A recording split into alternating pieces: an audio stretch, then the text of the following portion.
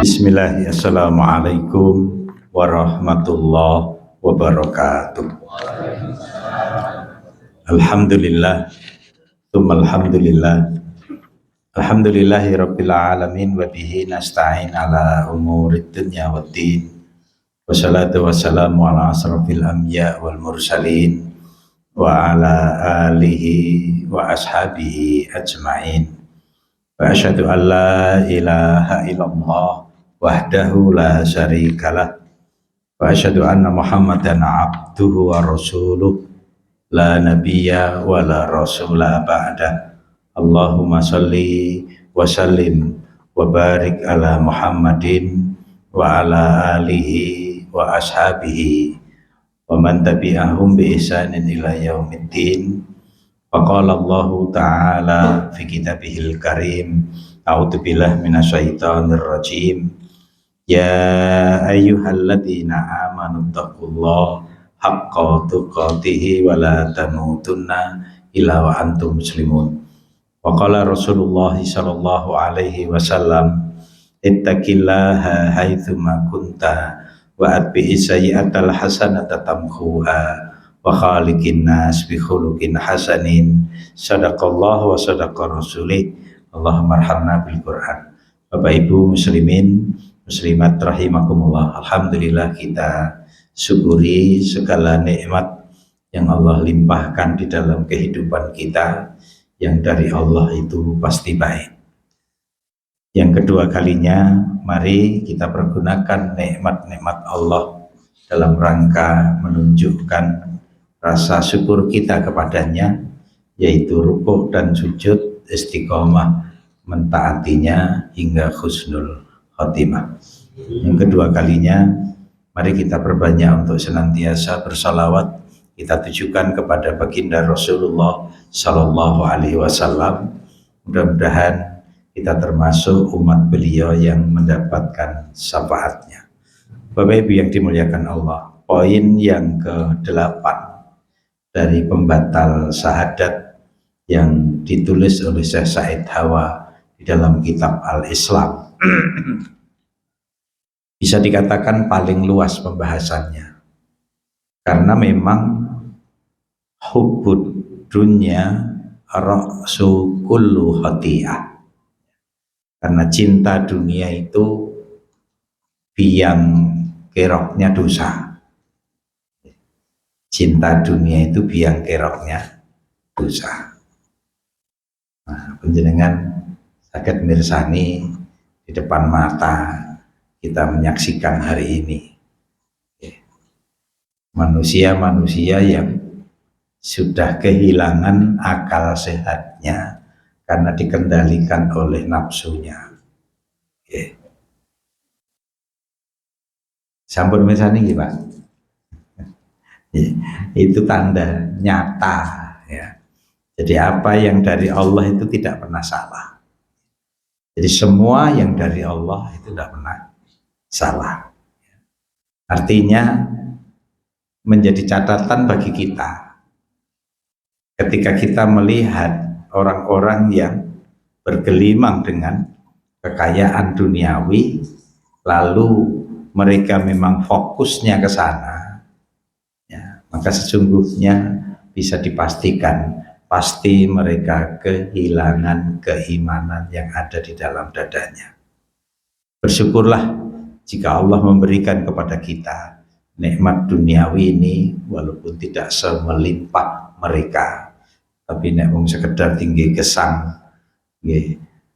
tulang punggung kita bisa tegak lurus, kita bisa ibadah kepada Allah dengan baik, maka ini sudah kenikmatan yang luar biasa, karena mengejar duniawi itu sama saja dengan orang yang bodoh. Mengejar duniawi itu sama saja dengan orang yang bodoh. Sahabat ternyata rata-rata kaya, nyatanya rata-rata mereka kaya, tapi dalam urusan akhirat mereka lebih mengutamakan daripada urusan duniawinya. Gambarannya sehingga gambarannya sangat banyak sahabat-sahabat yang seperti Utsman bin Affan, seperti Abdurrahman bin Auf, seperti Abu Darda, ya. Kemudian Abu Dahdah Al-Ansori, tokoh-tokoh kaya raya semuanya, tapi di dalam sejarah mereka luar biasa. Suhaib, Ar-Rumi, ya.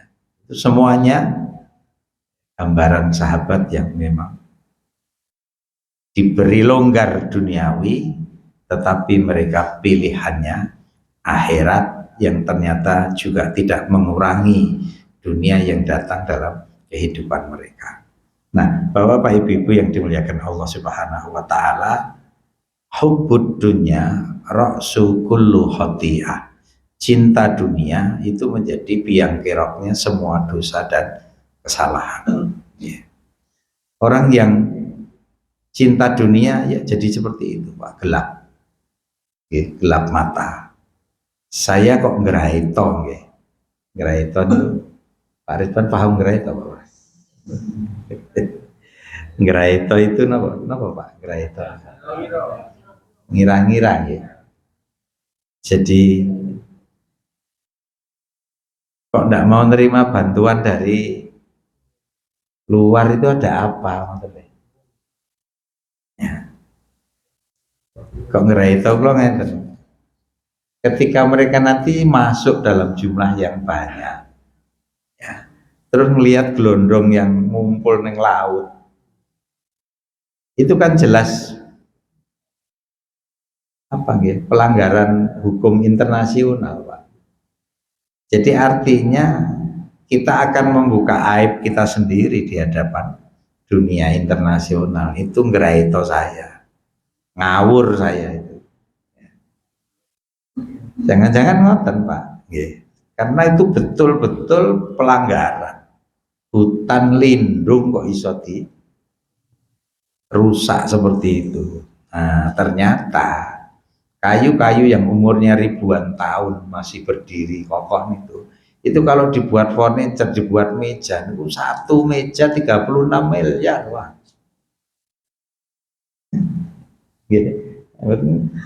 Betul sak miliar, bermiliar-miliar harganya ternyata, karena saking tuanya dan saking utuhnya meja itu.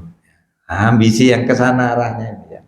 Kemudian merusak hidup mereka sendiri sebenarnya. Sing doyak nopo, mereka hanya mengejar yang tidak jelas, fatamur karena uang tidak berani nyimpan di Swiss. Nah, terus diberi pun Pak.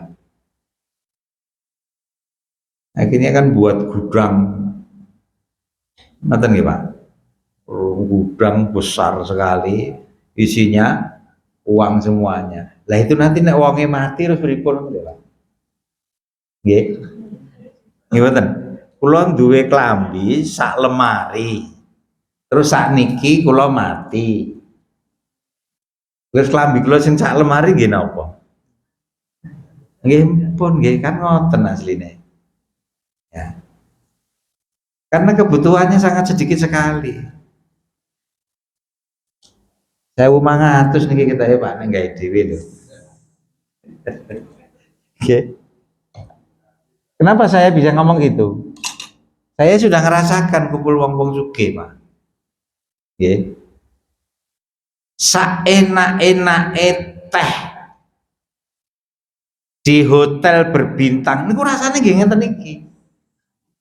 Nggih. Nggih Pak Ridwan nggih.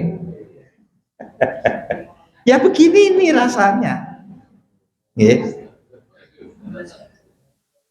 Kula numpak sepeda motor, sing rawuh bawa Fortuner, Pajero, mobil-mobil sing nggih lumayan keren lah.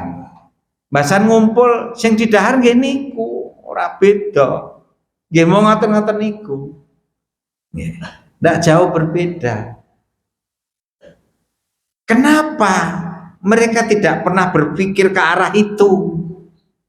Tapi lebih memperturutkan keinginannya yang didominasi oleh hawa nafsunya. Lan nek pun dilekne karo Gusti Allah ngoten niku harus pripun? Nggih. Glondong gede-gedene wah kuwi keli dhewe marga saking bantere banyune nek cara kula ngoten. Basan teko ngisor enten nomere kabeh. Nggih, kita dianggap pekok berarti, Pak. Nggih, oleh mereka-mereka yang komen seperti itu. Nah, Bapak Ibu yang dimuliakan Allah Subhanahu wa taala, maka kalimatnya sederhana sekali. Ma nazzalal bala illa bidanbin wa ma rufi'al bala illa bitaubah. Bencana alam itu tidak mungkin diturunkan oleh Allah kecuali telah dilakukan dosa. Dan bencana alam tidak mungkin diangkat oleh Allah Subhanahu wa taala kecuali jika manusia bertaubat kepada Allah Subhanahu wa taala. Itu, Pak. Nah, tinggal sekarang kita lihat. Kita lihat apakah kemudian mereka bertaubat kepada Allah Subhanahu wa taala? Kalau mereka bertaubat kepada Allah, alhamdulillah. Kalau mereka tidak taubat kepada Allah Subhanahu wa taala, harusnya kita merinding, Pak. Mengkorok kita.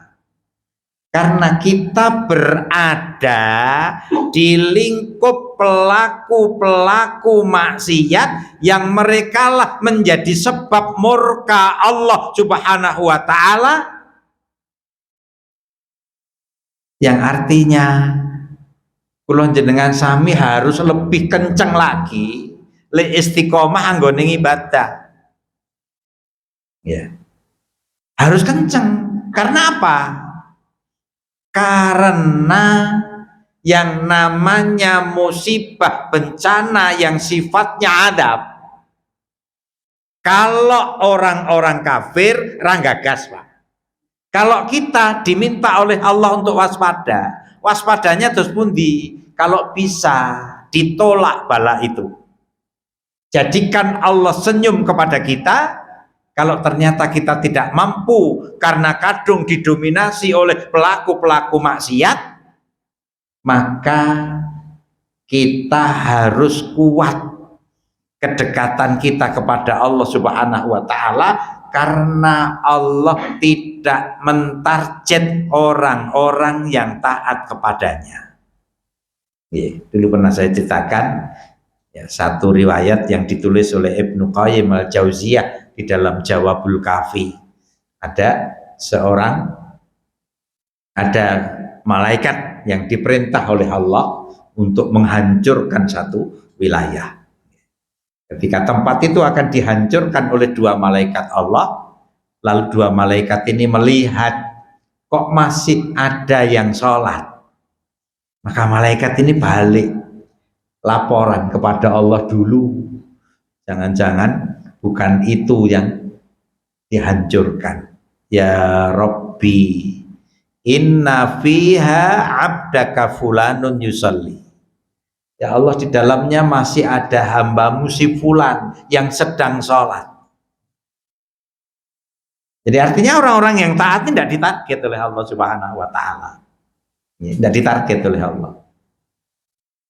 Karena memang azab itu hanya diperuntukkan untuk orang-orang yang durhaka kepada Allah Subhanahu wa taala. Hanya persoalannya, Bapak Ibu sekalian, jika satu wilayah ditimpa satu musibah, maka orang yang taat pun juga sama-sama merasakannya, walaupun bukan targetnya Allah Subhanahu wa taala. Biasanya Bapak Ibu sekalian, azab itu datangnya tiba-tiba, kemudian merata, terus yang diadab itu rata-rata pelaku-pelaku maksiat, karena ada podcast, ketika ada tanya jawab, apa di sana juga banyak LGBT? Iya, banyak katanya. Sana pun dibencah lo sebut, tapi yang jelas wilayah yang tertimpa musibah. Nah, ini maksiat dilakukan. kemudian merata, sifatnya merata, mendadak merata. Itu ciri-ciri adab, bukan sekedar musibah biasa. Ya. Nah, targetnya ya yang laku maksiat, yang tidak maksiat ikut kena.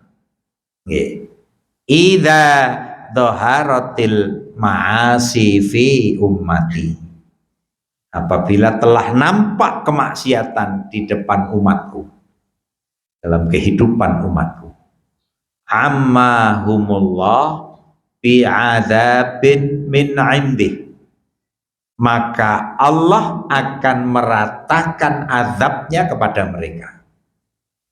Kultu, kata Ummu Salamah, aku bertanya kepada Rasulullah, amma fihim yauma idzin unasun salihun ya Rasulullah, walaupun di dalamnya pada waktu itu masih banyak orang-orang solehnya.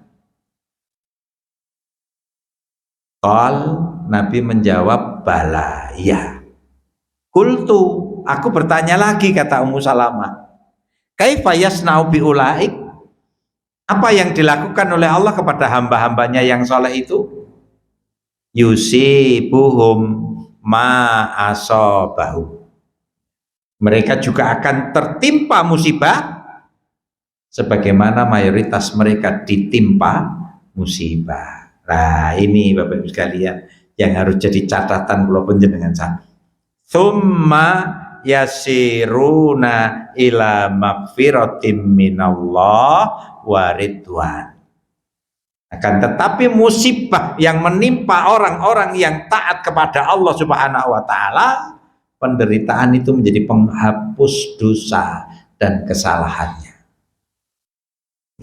Dan jika kematian merenggutnya, maka kematiannya diridhoi oleh Allah Subhanahu wa taala. Niki yang harus dicatat betul di benak kita seluruhnya. Artinya rukuk sujud kita, kumpul kita ini tidak ada ruginya sedikit pun. Tidak ada ruginya sedikit pun. Uang turu untuk ganjaran. Ya Pak Jum ya. Kalau paling seneng apa nih? Nih contoh niku.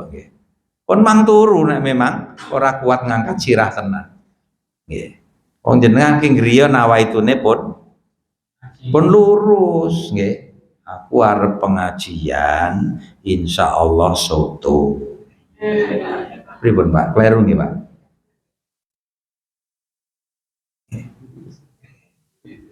Sudah pelurus nawaitu kita. Ya. Adapun ada problem dengan badan yang lelah, ya sudah subhanallah, artinya kita masih menjatuhkan pilihan yang memberi manfaat bagi minimal akhirat kita. Oleh karena itu Bapak Ibu yang dimuliakan Allah Subhanahu wa taala, afa amina ahlul qura ayatiyahum ba'suna bayatan wa hum naimun, awa amina ahlul qura ayatiyahum ba'suna duhan wa hum laibun, afa aminu makrallah fala ya'manu makrallah illal qaumal khasirun. Apakah penduduk satu negeri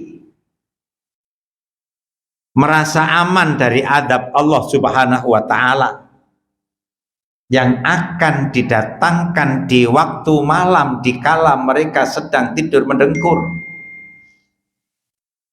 Dan apakah penduduk negeri merasa aman dari adab Allah Subhanahu wa taala yang akan didatangkan di waktu pagi hari di mana matahari sepenggalah sedangkan mereka sedang bermain-main atau bekerja?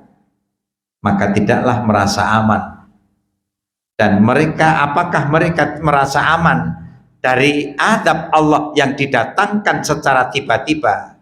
Dan tidaklah merasa aman dari adab Allah, melainkan kaum yang akan merugi. 3 ayat ini jelas sekali mengingatkan kita, Muslim itu tidak boleh merasa aman dari adab Allah Subhanahu wa taala. Artinya harus waspada. Harus waspada.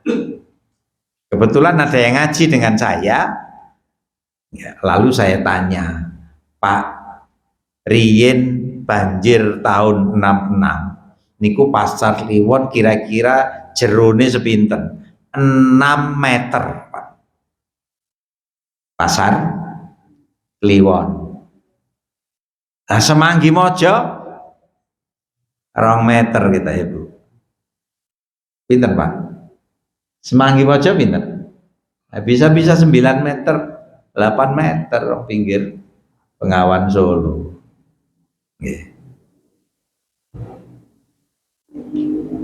Jadi Muslim itu jangan merasa aman dari azab Allah Subhanahu wa taala. Waspada. Kita butuh waspada. Jangan seperti non Muslim. Kuwi nak Sumatera. Ngoten nggih, Pak? Nggih. Niku nak Aceh. Waduh. Ngoten nggih. Ya. Nah, coba lihat di peta mawon. Jawa dan Sumatera niku adon apa cedak. Nggih. Apalagi nek panjenengan ngikuti podcast yang saya sampai download nih Pak podcastnya. Yeah. Ada podcast yang mengingatkan kita seharusnya. Jadi kenapa niku? Pulau, umpami Pulau Jawa Pak, itu pinggirnya ada namanya apa saya nggak ngerti secara ilmu geologinya. Yeah. Kayak tali itu, yeah. Itu nanti per sekian ratus tahun dia akan obah dan obatnya itu bisa menjadikan pulau itu pecah jadi 2 atau mungkin jadi sekian begitu. Lah, sementara di Jawa ini sudah lama ndak obah. Ya, sudah lama ndak obah. Sehingga dia membuat pernyataan yang intinya ngeri, dia bilang ngeri karena dia ahli dalam hal itu. Saya hanya mengikuti saja, kemudian ya Allah ya. Kemudian yang selalu menjadi pertanyaan di benak saya itu, mengapa mereka tidak pernah berpikir mencari solusi dengan bertanya kepada yang menciptakan bumi ini? Kok selalu saja yang dikedepankan itu tinjauan-tinjauan ilmiah, penemuan-penemuan akal mereka. Yang dilakukan selalu itu, Pak. Kalimatnya sederhana, walau anna ahlal qura amanu wattaqau la fatahna alaihim barokati minas sama'i wal ardi. Jadi keimanan, ketakwaan itu menjadi sebab kemakmuran. Sementara ini tidak begitu diseriusi. Tidak begitu diseriusi. Mongko itu solusi. Karena yang mengucapkan, yang menciptakan bumi. Udah dengan iman takwa saja. Ya. Bumi akan bersahabat dengan kita. Tapi jika kita menjadi sosok yang durhaka kepada pencipta langit dan bumi, kata Aisyah, gharallahu azza wa jal fi samaihi faqala lil ardi tazalzali bihim wa intabu wa nazau wa illa hatsmu alaihim. Jadi kalau Allah murka kepada manusia, maka Allah akan merubah buminya dari langitnya, Pak. Dia akan berkata kepada buminya, goyang kamu. Itu pun kalau masih mau tobat. Itu pun kalau masih mau berhenti dengan amalan-amalan yang mendatangkan murka Allah Subhanahu wa ta'ala. Tapi jika tidak, maka Allah akan menghancurkan manusia dalam jumlah yang sangat banyak. Jadi bapak-bapak, ibu-ibu yang dimuliakan Allah Subhanahu wa taala, inilah yang kemudian perlu kita pelajari bersama-sama. Orang-orang kafir ngeles kalau dengan ayat-ayat Allah itu. Nggih. Ngeles, Pak. Al-A'raf 95.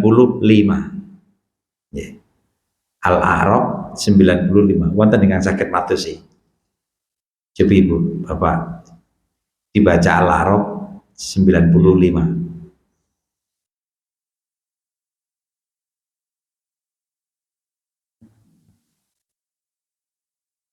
Niki, saya sudah ketemu. Jangan mirengaken Bapak sekalian. Tsumma badalna makana sayyi'atil hasanah. Kemudian kami ganti keadaan mereka yang buruk menjadi baik. Jadi nenek moyang mereka ditimpa azab akibat dosa dan kemaksiatan yang dilakukannya, lalu keturunan berikutnya berangsur-angsur menjadi baik, bergelimang dengan harta, banyak kekayaan lagi, keturunan mereka beranak pinak dalam jumlah yang banyak. Waqalu, tapi sayang, ucapannya sama dengan nenek moyangnya. Apa itu? Qad massa aba anadharra'u wasarra'u fa'ahadnahum baktatan wahum la yash'urun. Kemudian kami gantikan keadaan yang buruk pada mereka dengan kebaikan, hingga mereka menjadi hidup nyaman, berkekayaan duniawi ini dalam jumlah yang cukup otomatis. Tapi mereka kemudian berkata, apa kata mereka? Sesungguhnya nenek moyang kami pun telah merasakan penderitaan dan kesenangan, maka kami timpakan siksaan atas mereka dengan tiba-tiba, sedang mereka tidak menyadarinya. Ayat ini, Bapak Ibu sekalian, saya bacakan salah satu tafsir ya. Ini tafsir Al-Muyassar Saudi ini. Kemudian kami gantikan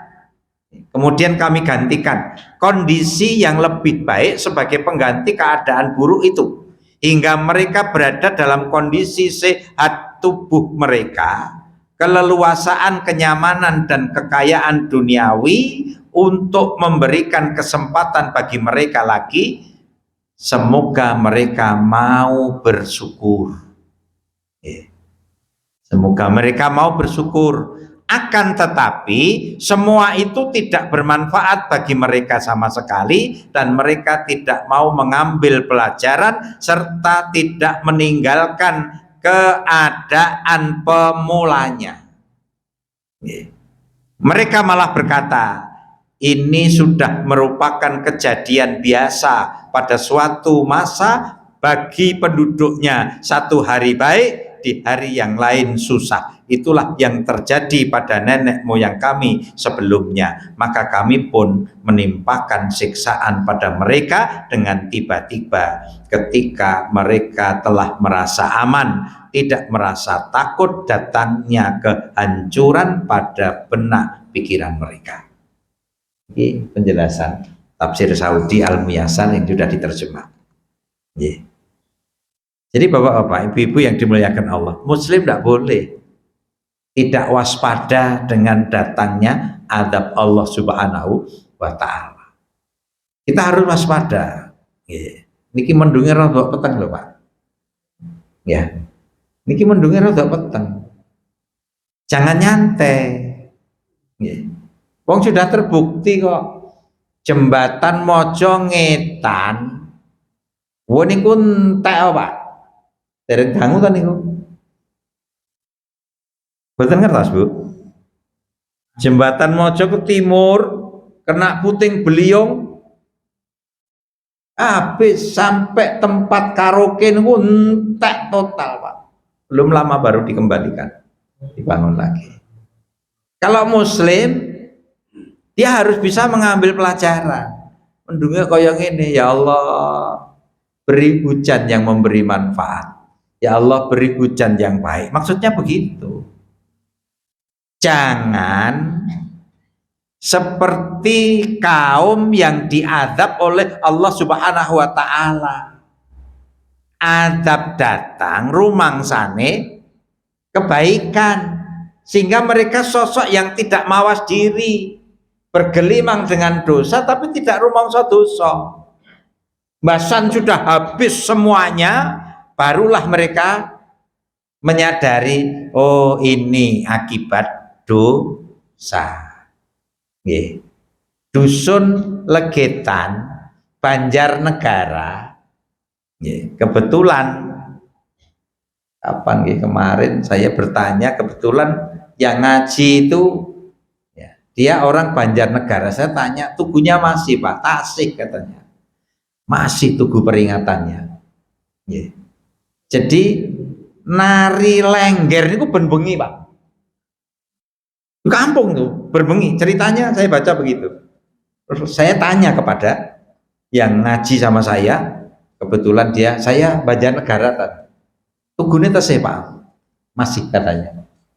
Tugu itu dipasang setelah pemerintah berkesimpulan wong sudah terkubur, ngapain dievakuasi.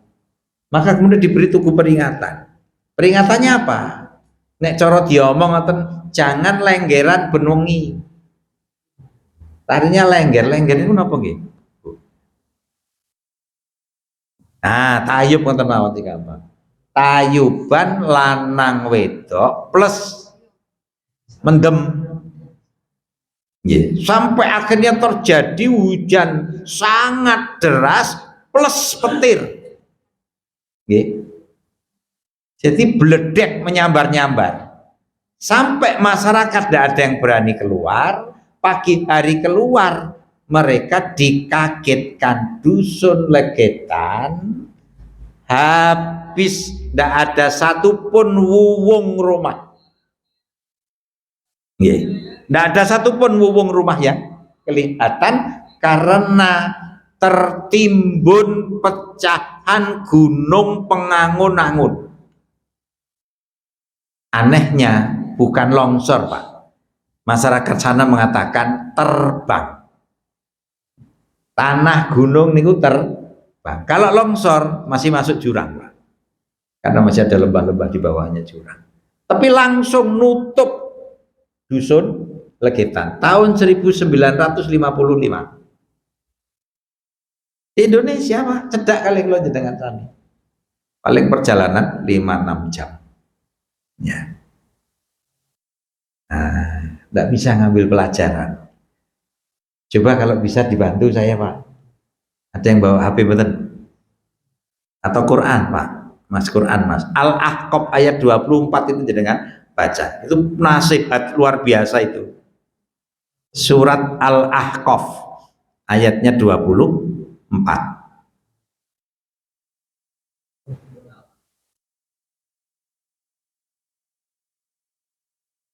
Silahkan. Mas, yang mudah dibaca Mas, banter Mas.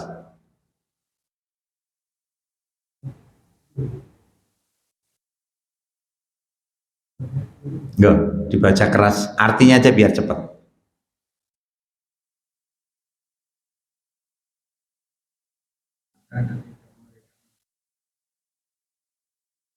Banter Pak.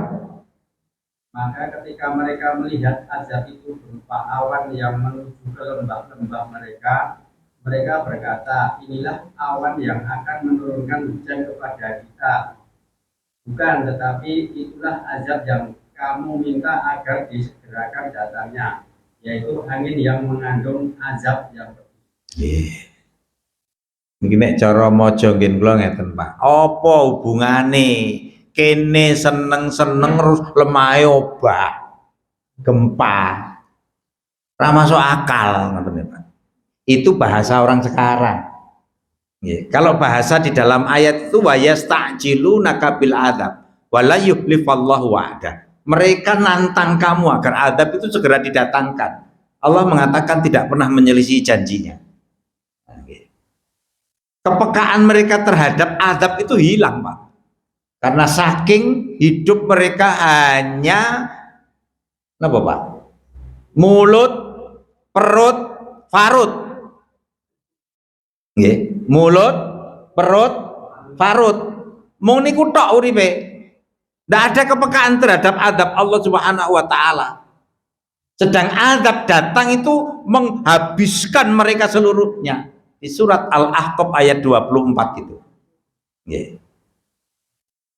Ya. Awan datang menggulung, mendekat ke lembah-lembah mereka itu pikiran mereka ya kaya pikirane wong-wong awam sakniki. Wah arep udan iki. Cara sakniki mungkin ngoten, Pak. Maka Allah mengatakan bukan. Itu adab Allah yang kamu sering nantang para nabi. Ndi siksa ndi, surga ndi, neraka ndi. Siksaan Allah itu mana? Ya. Kalau Allah sudah memerintahkan nabinya mengingatkan bahwa azab akan didatangkan, cepat atau lambat azab itu mesti datang. Yeah. Kapal Nabi Nuh. Yeah. Ini kok prosesnya lama nih Pak. Yeah. Jadi itu sudah di puncak. Ya. Keberatannya Nabi Nuh untuk mengingatkan kaumnya. Nanti penjelasan waos ya, gimana Nabi Nuh mengeluh kepada Allah, ya jiwanya sudah terancam. Kalau sudah begitu, nabinya sudah tidak sanggup lagi mendakwai kaumnya, maka Allah pasti turunkan adab pada mereka. Dengan apa? Dengan memerintahkan Nabi Nuh untuk membuat kapal, artinya berproses. Nah, kehidupan sekarang pun sebenarnya juga begitu. Itu bukan hujan, tetapi itu adab Allah berupa rihun fiha adabun alim. Angin kencang yang merupakan adab Allah Subhanahu wa taala bagi orang-orang yang durhaka kepada Allah Subhanahu wa taala. Jadi Bapak-bapak, Ibu-ibu yang dimuliakan Allah Subhanahu wa taala, maka ini menjadi tugas kita bersama. Di satu sisi mari kita syukuri bersama-sama. Kalau kita masih taat kepada Allah Subhanahu wa taala, tidak ada ruginya. Sudah malih kula matur, tidak ada ruginya. Kalau terpaksa kita harus tertimpa musibah di mana kita tidak bisa menghindar dari mayoritas manusia yang ditimpa musibah oleh Allah, sehingga derita itu akan menjadi pengampun dosa kita. Jika kematian merenggut nyawa kita, artinya kematian kita diridhoi oleh Allah Subhanahu wa taala. Oleh karena itu, Bapak-bapak, Ibu-ibu, ini yang kami lakukan bersama kawan-kawan dari Al-Qayyim, dari FKAM, Amanah Ummah juga, kemudian beberapa teman yang lain sekarang sudah berangkat. Pagi tadi jam 10 Pak Romdon CS kita minta untuk berangkat ke sana. Alhamdulillah sudah di Medan kalau tidak salah sekarang, tapi perjalanannya lama Pak ya, perjalanannya hampir menelan 2-3 hari karena kondisinya agak memprihatinkan ya. Uang tidak begitu dibutuhkan, yang dibutuhkan makanan ya, yang dibutuhkan makanan, sehingga FKAM insya Allah besok ya akan berangkat dengan 1 truk karena dibutuhkan sekali beberapa hal. Sedangkan saya dengan kawan-kawan di Amanah Ummah rencananya kami akan konsentrasi di terpal dan sumur ya, karena itu sangat dibutuhkan. Hanya tahun ini agak belum tercapai targetnya. Insya Allah akhir bulan nanti mau kita evaluasi. Tadi saya tanya teman-teman, masuk berapa? Baru 70 juta. Biasanya kita di atas 100. Jadi ini saja mungkin yang saya sampaikan Bapak Ibu sekalian. Mudah-mudahan yang kita perbincangkan malam hari ini menjadi nasihat untuk kita semuanya. Satu sisi ibadah kita akan menjadi tolak balak. Ya. Kalau memang Allah tersenyum kepada kita. Tapi jika Allah marah kepada orang-orang yang durhaka kepadanya, maka seandainya kita harus ikut menerimanya, kita bukan targetnya Allah Subhanahu wa Ta'ala. Sehingga deritanya menjadi pengampun dosa, kematiannya menjadi datangnya ridha Allah Subhanahu wa Ta'ala. Subhanakallahumma wa bihamdika wa asyhadu an la ilaha illa anta astaghfiruka wa atubu ilaik. Walhamdulillahirabbil alamin. Billahi taufiq wal hidayah. Assalamualaikum warahmatullahi wabarakatuh.